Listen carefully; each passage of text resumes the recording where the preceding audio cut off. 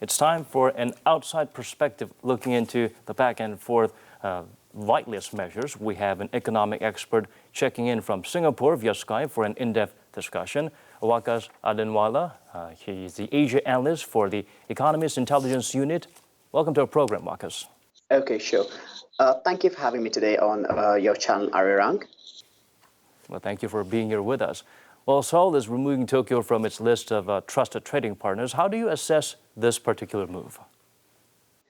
As you know, obviously, Japan was the first one to remove South Korea from its own whitelist of trading partners. So technically, South Korea's move is a reciprocal action against what Japan did a few weeks ago.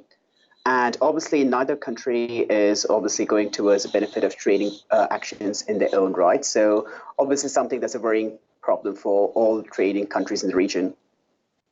Waqas, how would the exchange of trade measures by two giant Asian countries going to affect other countries? If so, what do you think about the particular industry going to affect it a lot from this exchange itself?